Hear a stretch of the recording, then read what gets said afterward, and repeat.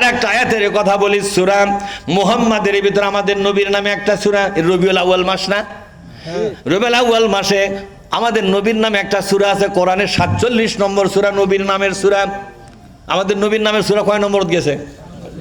আমরা কি জোর করে 47 নিয়ে গেছি?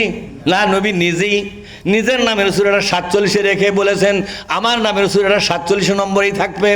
দেখেন, ইব্রাহিম নবীর নামের সূরাটা 14 নম্বর, ইউসুফ নবীর নামের সূরাটা কোন নম্বরে? 12 নম্বরে। কয় নম্বরে জোরে কোন? 12 নম্বরে। তো আমাদের নবীর নামের সূরা কোন জায়গায় গেছে? 47-এ। সেখানে আল্লাহ তাআলা বলছেন, ও ঈমানদারেরা, আজকে তোমাদের ঈমানের প্রমাণ দেওয়ার সময় হয়ে গেছে। ইয়া আইয়ুহাল্লাযীনা আমানু ইন তানসুরুল্লাহা ইয়ানসুরকুম ওয়া ইউসাব্বিত আকদামাকুম। জোরে কোন আল্লাহু আকবার। আরো জোরে বলুন আল্লাহু আকবার। ঈমানদারেরা, তোমরা আল্লাহকে যদি সাহায্য করো, আল্লাহ কথা দিচ্ছে আল্লাহ নিজ হাতে তোমাদের সাহায্য করবে।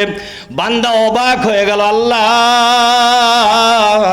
নামাজ পড়তে বলো আমি নামাজ পড়ি, রোজা করতে বলো রোজা করি, হজ করতে বলো হজ করি, ওমরা করতে বলেছো ওমরা করি, দান করতে বলেছো দান করি, কিন্তু এমন কি কাজ আছে যে কাজটা করলে তোমাকে সাহায্য করা হলো, তুমি আমাদের কাছে সাহায্য চাও?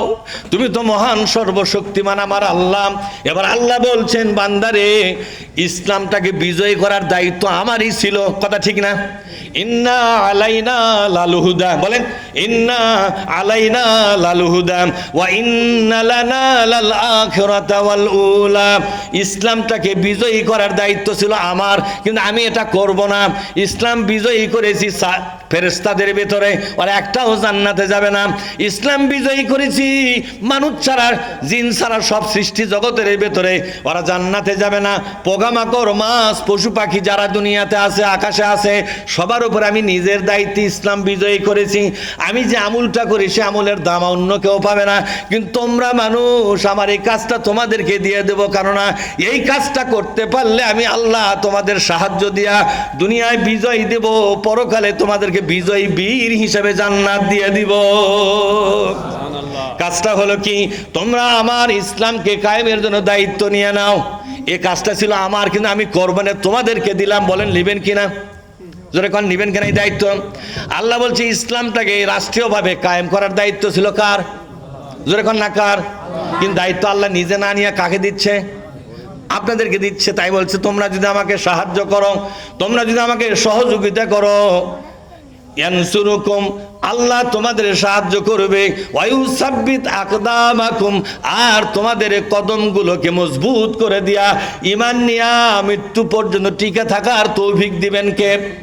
এমন ভাবে তোমাদেরকে মজবুতি দান করবেন, যারা তোমাদেরকে মারতে চেয়েছিল ওরা তোমাদেরকে মারার কথা তো দূরের কথা, তোমাদের বিরুদ্ধে একটা খারাপ চিন্তা করারও সাহস করবে না।